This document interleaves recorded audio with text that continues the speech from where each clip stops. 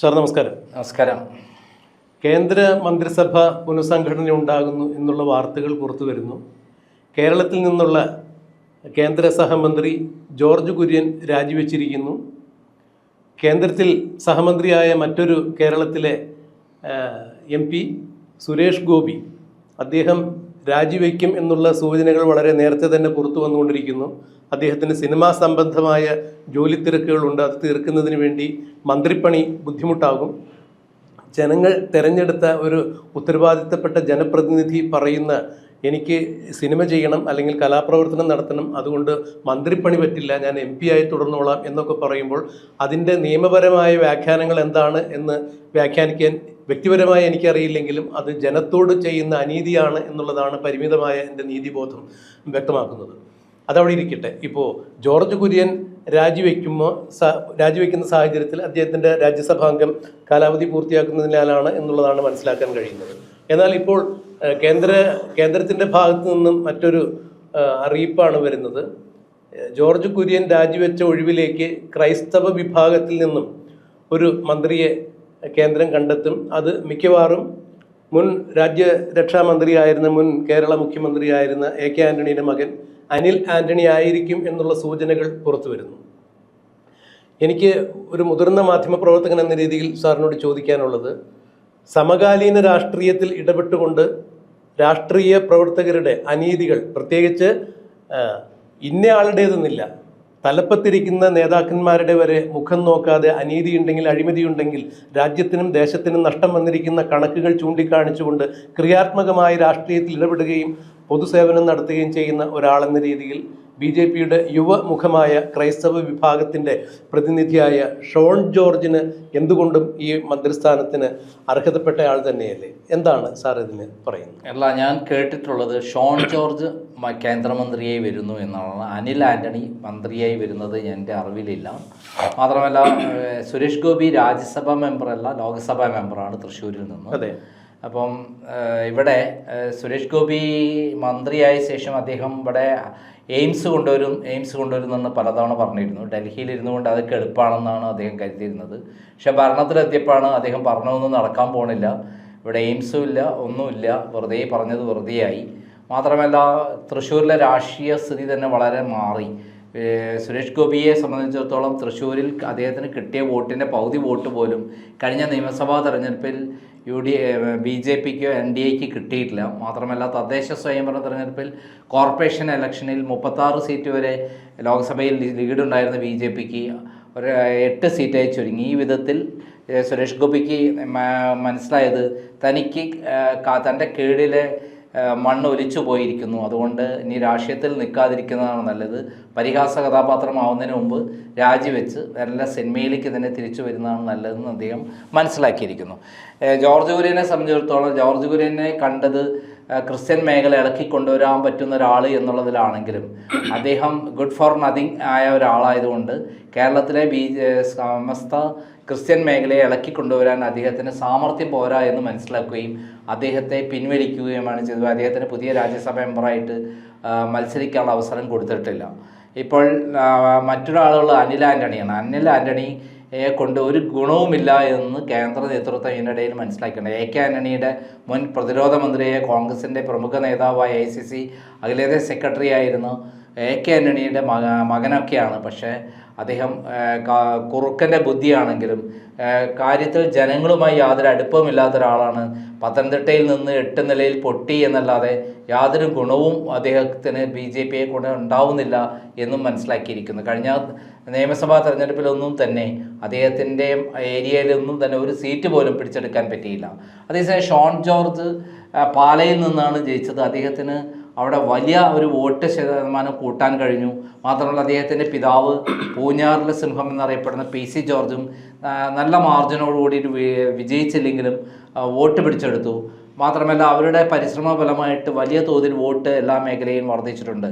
അപ്പം അദ്ദേഹം പറയുന്നൊരു പ്രധാന കാര്യം എന്ന് പറയുന്നത് അടുത്ത ലോക്സഭാ ഇലക്ഷൻ 2029 നടക്കും. അതിൽ 5 സീറ്റ് ഞാൻ BJP പിടിച്ചെടുക്കുക, NDAക്ക് പിടിച്ചു കൊടുക്കും എന്നുള്ള ഒരു വാഗ്ദാനമാണ് ഷോൺ ജോർജ് പറഞ്ഞിരിക്കുന്നത്. മാത്രമല്ല, അദ്ദേഹം ഇപ്പോൾ നടത്തിക്കൊണ്ടിരിക്കുന്ന നിയമ പോരാട്ടം അതിൻ്റെ ഏറ്റവും അധികം ഏറ്റവും അധികം വലിയ പ്രോഗ്രസ് ഉണ്ടായിക്കൊണ്ടിരിക്കുന്നു. വലിയ പൊട്ടിത്തെറിയിലേക്ക് പോകുന്നു CPM-നുള്ളിൽ. പിണറായി വിജയൻ മാത്രമല്ല, മകളെയും മകനെയും ഒക്കെ അറസ്റ്റ് ചെയ്യുന്ന ഒരവസ്ഥയിലേക്ക് പോകുന്നു. മകളെ ED ചോദ്യം ചെയ്യുക മാത്രമല്ല, അതിൻ്റെ പേരിൽ പിണറായി വിജയൻ്റെ വീടുകൾ റെയ്ഡ് ചെയ്തു. 12ഓളം സ്ഥലങ്ങൾ റെയ്ഡ് ചെയ്തു. അത് കേരളത്തിലെ ഏറ്റവും അധികം ഇഷ്യൂ ഉണ്ടാക്കിയൊരു മാറ്ററായി മാറിയിരിക്കുന്നു. അതിൻ്റെ നായകനാണ് ഷോൺ ജോർജിൻ്റെ അത് തന്നെയാണ് സാർ അതിൽ എടുത്തു പറയേണ്ട വസ്തുത. കാരണം രാഷ്ട്രീയമായി ഇടപെടാൻ കിട്ടുന്ന ഒരു അവസരം, ആ അവസരത്തെ കൃത്യമായി വിനിയോഗിക്കുക, ഒപ്പം തന്നെ നാടിന് ഉണ്ടായിരിക്കുന്ന നഷ്ടങ്ങൾ ചൂണ്ടിക്കാണിക്കുക, ഉണ്ടായിരിക്കുന്ന അഴിമതികൾ ചൂണ്ടിക്കാണിക്കുക, ഭരണാധികാരികൾ വഴിതെറ്റിയിരിക്കുന്നു, അക്രമം കാണിച്ചിരിക്കുന്നു, അനീതി കാണിച്ചിരിക്കുന്നു, അവരുടെ അരാജകത്വത്തിന് കീഴിൽ നാടിനുണ്ടായിരിക്കുന്ന ഇത്ര കോടിയുടെ നഷ്ടമാണ് എന്നൊരു രാഷ്ട്രീയ പ്രവർത്തകൻ, പൊതുപ്രവർത്തകൻ എന്ന രീതിയിൽ ചെയ്യാവുന്ന കാര്യങ്ങൾ അത് തന്നെയാണ്. പകരം ഒപ്പം തന്നെ രാഷ്ട്രീയമായി ഇതിനെ എങ്ങനെ ഏത് തരത്തിൽ ഉപയോഗിക്കാം എന്നുള്ളത് കൂടി തന്നെയാണ് ഷോൺ ജോർജിൻ്റെ കൂർമ്മ ബുദ്ധിയിലൂടെ മനസ്സിലാക്കാൻ കഴിയുന്നത്. ഇത് തന്നെയാണ് BJPയെ സംബന്ധിച്ചിടത്തോളം കേരളത്തിന് ഇന്ന് BJP നേരിടുന്ന ഒരു വെല്ലുവിളി. ഇത് തന്നെയാണ്. ഇത്രത്തോളം രാഷ്ട്രീയ കർമ്മകുശലതയോടുകൂടി എതിരാളികളുടെ പാളയത്തിൽ കയറി അവരെ തകർക്കുക, ഒപ്പം തന്നെ ഈ അഴിമതികളും മറ്റുള്ള ആരോപണങ്ങളും എല്ലാം പുറത്തു കൊണ്ടുവരിക, BJPക്ക് കൃത്യമായൊരു അടിത്തറ പാകുക. ഇത് തന്നെയാണ് ഷോൺ ജോർജ് ചെയ്തിരിക്കുന്നത്. ഇത് കേന്ദ്ര നേതൃത്വം കാണാതെ പോകുമോ? അതുതന്നെയാണ് ഷോൺ ജോർജിനെ കേന്ദ്ര നേതൃത്വവുമായി അടുപ്പിക്കുന്നത്. കേരളത്തിൽ പല BJP നേതാക്കന്മാരുണ്ടായിട്ടും പിണറായി വിജയൻ്റെ ആശ്രം താങ്ങികളായിട്ടാണ് ഇത്രയും കാലം കഴിഞ്ഞുകൂടിയത്. അവർ കേന്ദ്രമന്ത്രിയായി മറ്റുള്ള സ്ഥാനങ്ങളൊക്കെ വഹിച്ചു. എന്നിട്ട് എന്തു പറ്റി? പിണറായി നടത്തുന്ന ഇത്തരത്തിലുള്ള തട്ടിപ്പുകളെ കൊണ്ടുവരാനോ ലാവ്ലിൻ കേസ് അടക്കമുള്ള കേസുകൾ കൃത്യമായി നിലനിർത്തി പിണറായി വിജയനെയോ മകളെയോ അവരെയോ അറസ്റ്റ് ചെയ്യാനോ ഒന്നും തന്നെ ഇവർക്ക് കഴിഞ്ഞില്ല എന്നുള്ളതിന് അപ്പുറം അവരുമായി പിണറായി വിജയനുമായി ധാരണ ഉണ്ടാക്കി കിട്ടാവുന്ന പൈസ അടിച്ചെടുക്കുക, തങ്ങൾക്ക് പോക്കറ്റ് വീർപ്പിക്കുക എന്നുള്ളത് മാത്രമാണ്. പാർട്ടി വളർത്തുകയല്ലായിരുന്നു അവരുടെ ലക്ഷ്യം. എന്നാൽ ഷോൺ ജോർജ് അങ്ങനെയല്ല ചെയ്തത്. ഷോൺ ജോർജിൻ്റെ നിലപാടിൽ അദ്ദേഹം കൃത്യമായി പിണറായി വിജയനെ തുറന്നു കാണിക്കുകയും തെളിവുകൾ സഹിതം SFIO അന്വേഷണം കൊണ്ടുവരികയും തുടർന്ന് അതിൻ്റെ അടിസ്ഥാനത്തിൽ എൻഫോഴ്സ്മെൻറ്റ് അന്വേഷണം വരികയും അങ്ങനെ കേരളത്തിൽ ഇളക്കി മറിച്ചുകൊണ്ട് വലിയൊരു ഭൂകമ്പം തന്നെ സൃഷ്ടിക്കാൻ അദ്ദേഹത്തിന് കഴിഞ്ഞു. BJPക്ക് വലിയ പ്രശസ്തിയും പേരും പ്രശസ്തിയും കേരളത്തിലുണ്ടാക്കാൻ കഴിഞ്ഞു. അതുകൊണ്ട് തന്നെ അത് വലിയ മാറ്റങ്ങൾക്ക് തുടക്കമാണെന്ന് കേന്ദ്ര നേതൃത്വവും കരുതുന്നു. മാത്രമല്ല CPM-നെ ഉള്ളിൽ വലിയ വിള്ളലുണ്ടാക്കി ഇത്തരം കേസുകളിലൂടെ CPM-ൽ നിന്ന് വലിയൊരു ഒഴുക്ക് തന്നെ BJPയിലേക്ക് കൊണ്ടുവരാൻ കഴിയുമെന്നും കേന്ദ്ര നേതൃത്വം വിശ്വസിക്കുന്നുണ്ട്. ഇതൊന്നും തന്നെ മറ്റു നേതാക്കന്മാർക്കൊന്നും കഴിയാത്ത കാര്യമാണ് ഷോൺ ജോർജിന് കഴിഞ്ഞിട്ടുള്ളത്. ഇവിടെ കേരളത്തിൽ പിണറായി വിജയനെതിരെ ആഞ്ഞടിച്ചുള്ള മറ്റൊരു നേതാവ് എന്നത് ശോഭാ സുരേന്ദ്രൻ മാത്രമാണ്. ശോഭാ സുരേന്ദ്രന് കൃത്യമായി ഫൈറ്റ് ചെയ്തിട്ടുള്ള പരിചയമുണ്ട്. പക്ഷേ അവരെ എല്ലാ തരത്തിലും ഒതുക്കുന്ന സമീപനമാണ് ഉണ്ടായിട്ടുള്ളത്. ഷോൺ ജോർജിനും ഇതേപോലെ ഇവിടെയുള്ള നേതാക്കന്മാരുടെ എതിർപ്പുണ്ട്. അതിനെല്ലാം മറികടന്നുകൊണ്ടാണ് അദ്ദേഹം ഫൈറ്റ് ചെയ്യുന്നത്. അത് ലക്ഷ്യത്തിലെത്താൻ കഴിയുമെന്നുള്ള പരിപൂർണ വിശ്വാസം ഇപ്പോൾ കേന്ദ്ര നേതൃത്വത്തിനുണ്ട്. കേന്ദ്ര നേതൃത്വത്തിൻ്റെ സപ്പോർട്ടും ഇപ്പം ഷോൺ ജോർജിനുണ്ട്. അതാണ് ഷോൺ ജോർജ് പറഞ്ഞത് അടുത്ത ലോക്സഭാ ഇലക്ഷനിൽ 5 സീറ്റ് അദ്ദേഹം പിടിച്ചു കൊടുക്കും എന്ന് പറയുന്നത് വലിയ കാര്യമാണ്. കേരളത്തിൽ 5 സീറ്റ് എന്ന് പറഞ്ഞാൽ 35 നിയമസഭാ സീറ്റുകളുള്ള സ്ഥലമാണ് 5 സീറ്റ് എന്ന് പറയുന്നത്. അടുത്ത ലോക്സഭാ ഇലക്ഷനിൽ ഏകദേശം 2029 ലോക്സഭയിലേക്കും നിയമസഭയിലേക്കും ഒരേപോലെ ഇന്ത്യയിലെ എല്ലാ സ്ഥലത്തും ഒരേ സമയത്ത് ഇലക്ഷൻ നടക്കുന്ന ഒരു പ്രക്രിയ നടക്കാൻ പോകുന്നു എന്നാണ് കേട്ടിട്ടുള്ളത്. അങ്ങനെ വരുമ്പോൾ കേരളത്തിൽ 10 സീറ്റ് കൂടി വർദ്ധിക്കും. അങ്ങനെയുള്ള സമയത്ത് 5 സീറ്റ് കേരളത്തിൽ നിന്ന് പിടിച്ചു കൊടുക്കുക എന്ന് പറയുന്നത് വലിയൊരു സംഭവം തന്നെയാണ്. മാത്രമല്ല അതേ ഏരിയയിൽ തന്നെ നിയമസഭാ സീറ്റുകളിലെ ഇലക്ഷൻ നടക്കും. ആ വഴിക്ക് കേരളത്തിൽ BJPക്ക് വലിയ വളർച്ച ഉണ്ടാക്കി കൊടുക്കാൻ കഴിയുമെന്ന് വെറുതെ പറയുന്നതല്ല, അദ്ദേഹം പ്രവൃത്തിയിലൂടെ കേസ് നടത്തി ഫൈറ്റ് ചെയ്ത് പിണറായി വിജയനെ മുട്ടുകുത്തിക്കുന്ന ഒരവസ്ഥയിലേക്ക് എത്തിച്ച ഒരവസ്ഥയിൽ കേരളത്തിൽ കേരളത്തിൽ മാത്രമല്ല കേന്ദ്രത്തിലും വലിയ ഒരു സ്വാധീനമുണ്ടായിരിക്കുന്നു. അതിൻ്റെ അടിസ്ഥാനത്തിൽ രാജീവ് ചന്ദ്രശേഖരൻ അദ്ദേഹത്തിൻ്റെ പേര് കേന്ദ്രമന്ത്രി സ്ഥാനത്തേക്ക് നിർദ്ദേശിച്ചിരിക്കുന്നു എന്നുള്ള വാർത്തകളും പുറത്തു വന്നിരിക്കുകയാണ്. അപ്പോൾ അദ്ദേഹം ഒരു കേന്ദ്രമന്ത്രി ആവാനുള്ള സാധ്യതയാണ് ഞാൻ കേൾക്കുന്നത്. തീർച്ചയായും സകല യോഗ്യതയും അദ്ദേഹത്തിനുണ്ട്. ഇവിടെ ഒരു കാര്യം എടുത്തു പറയാതെ പറ്റില്ല. BJPയുടെ സംസ്ഥാന അധ്യക്ഷനായ രാജീവ് ചന്ദ്രശേഖർ പോലും ഒരുപക്ഷെ ഈ CMR എക്സാലോജിക് കേസുമായി ബന്ധപ്പെട്ട് ഇത്രത്തോളം പിണറായി വിജയനെതിരെ ആഞ്ഞടിച്ചു എന്നുള്ളത് സംശയം തന്നെയാണ്. സീരിയസ് ഫ്രോഡ് ഇൻവെസ്റ്റിഗേഷൻ ഓഫീസിൽ ആ അന്വേഷണത്തിൽ തന്നെ കൂടി കക്ഷി ചേർക്കണമെന്ന് പറഞ്ഞിട്ടാണ് ഷോൺ ജോർജ് അതിൽ കക്ഷി ചേരുകയും ആ കേസിന് ആസ്പദമായ അടിസ്ഥാനപരമായ കിട്ടാവുന്ന അത്ര വിവരശേഖരണം അദ്ദേഹം സ്വദേശത്തു നിന്നും വിദേശത്തു നിന്നും വരെ ശേഖരിക്കുകയും അതെല്ലാം കോടതിക്ക് മുമ്പിൽ കൊണ്ടുവരികയും ചെയ്തതോടുകൂടി പിണറായി വിജയൻ എന്ന CPM-ന്റെ ചോദ്യം ചെയ്യപ്പെടാനാവാത്ത നേതാവിൻ്റെ അടിത്തറ ഇളകുന്ന കാഴ്ചയാണ് നമ്മൾ കണ്ടത്. അദ്ദേഹത്തിൻ്റെ മകളിലൂടെ മകൾ നടത്തിയ വലിയൊരു അഴിമതി, അല്ലെങ്കിൽ മകളെ മുൻനിർത്തിക്കൊണ്ട് അച്ഛൻ നടത്തിയ വലിയൊരു അഴിമതിയുടെ ചിത്രം തന്നെയാണ് ഷോൺ ജോർജ് വഴി പുറത്തേക്ക് വന്നത്. ഇക്കുറി 2024 നിയമസഭാ തെരഞ്ഞെടുപ്പിൽ BJP-ക്ക് കേരളത്തിൽ 3 സീറ്റ് കിട്ടുന്നതിന് ഷോൺ ജോർജിൻ്റെ ഇത്തരത്തിലുള്ള പോരാട്ടങ്ങളും തുറന്നു പറച്ചിലുകളും കാരണമായിട്ടുണ്ടെന്നുള്ളത് നിസ്സംശയം പറയാവുന്ന കാര്യം തന്നെയല്ലേ? അല്ല, തീർച്ചയായിട്ടും ഷോൺ ജോർജ് ഉണ്ടാക്കിയെടുത്തൊരു വേവ് BJP-ക്ക് കേരളത്തിൽ ഉണ്ടാക്കിയ മൈലേജ് ചെറുതൊന്നുമല്ല. ഒരു ധീരനായ അഴിമതിക്കെതിരെയുള്ള പോരാട്ടം നടത്തി നിയമയുദ്ധത്തിൽ വിജയിച്ചു കൊണ്ടിരിക്കുന്ന ഒരാളായിട്ടാണ് ഷോൺ ജോർജിനെ കാണുന്നത്. നമുക്കറിയാം, ലാവ്ലിൻ കേസിന് ശേഷം അതേപോലെ പോരാട്ടം നടത്തുന്ന രണ്ടാമത്തെ ആളാണ് ഷോൺ ജോർജ്. ആ ഷോൺ ജോർജിൻ്റെ പോരാട്ടത്തിൽ വളരെ ശക്തവും വ്യക്തവുമായ തെളിവുകൾ ശേഖരിക്കുന്നതിൽ അദ്ദേഹം വിജയിച്ചിരിക്കുന്നു എന്നുള്ളതാണ് ഏറ്റവും പ്രധാനം.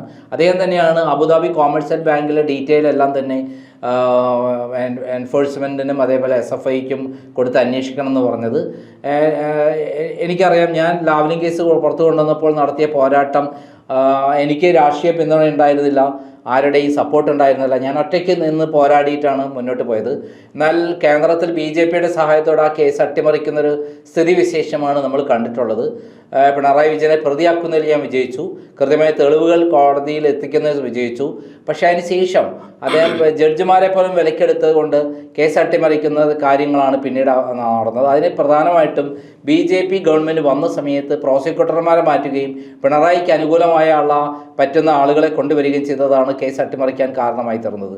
സുപ്രീം കോടതിയിൽ 8 വർഷമായിട്ട് എന്തുകൊണ്ടാണ് നീട്ടിക്കൊണ്ടുപോകുന്നത്? കൃത്യമായി കേന്ദ്ര BJP-യുടെ താല്പര്യപ്രകാരമാണ്. അതെന്താണ് കാരണം? കേരളത്തിൽ കോൺഗ്രസ് മുക്ത ഭാരതം എന്നുള്ള പേരിൽ പിണറായി നിന്നാൽ മാത്രമേ അതിവിടെ നടക്കുള്ളൂ എന്നുള്ള ചിന്താഗതി ആണ് അവർക്കുള്ളത്. BJP വളരില്ല, അതേ സമയത്ത് പിണറായി ഭരിക്കട്ടെ എന്നുള്ളതായിരുന്നു. എന്നാൽ ഇപ്പോൾ 10 വർഷം കേരളത്തിൽ പിണറായി ഭരിച്ചപ്പോൾ കോൺഗ്രസ് അതിശക്തമായ രൂപത്തിൽ തിരിച്ചു വന്നിരിക്കുന്നു. ഈ സന്ദർഭത്തിൽ ഇനി പിണറായിനെ കൊണ്ട് വലിയ ഗുണങ്ങളൊന്നുമില്ല എന്നുകൂടി മനസ്സിലാക്കുന്ന സന്ദർഭത്തിൽ പിണറായി വിജയനെ അതിലേക്കുള്ള കേസുകൾ ശക്തമാക്കി CPM അണികളെ BJP-യിൽ എത്തിക്കാനുള്ള ഒരു തന്ത്രമാണ് ഷോൺ ജോർജ് കൊടുക്കുന്നത്. അത് സ്വാഭാവികമായിട്ട് വിജയിക്കാനാണ് സാധ്യത. കാരണം കേരളത്തിൽ പ്രതിപക്ഷ സ്ഥാനത്തേക്ക് BJP ശക്തമായി വളരാനുള്ള എല്ലാ സാധ്യതകളും ഇതിലൂടെ ഉണ്ടാക്കാൻ കഴിയും എന്നുള്ളതാണ് കണക്കുകൂട്ടൽ. അത് കേന്ദ്രത്തിനുണ്ട്. അതുകൊണ്ടാണ് ഷോൺ ജോർജിന് ഇത്ര പ്രാധാന്യം വന്നിരിക്കുന്നത്. തീർച്ചയായും ഷോൺ ജോർജിന് കേന്ദ്രത്തിൽ ഒരു സഹമന്ത്രി സ്ഥാനമെങ്കിലും കൊടുക്കുകയാണെങ്കിൽ അത് കേരളത്തിന് കിട്ടുന്ന, അല്ലെങ്കിൽ ക്രൈസ്തവ സമൂഹത്തിന് കിട്ടുന്ന വലിയ അംഗീകാരം തന്നെയായിരിക്കും. എന്തായിരിക്കും കേന്ദ്ര BJP-യുടെ ഭാഗത്തു നിന്നുള്ള തീരുമാനം എന്നുള്ളത് നമുക്ക് കണ്ടറിയാം, കാത്തിരിക്കാം.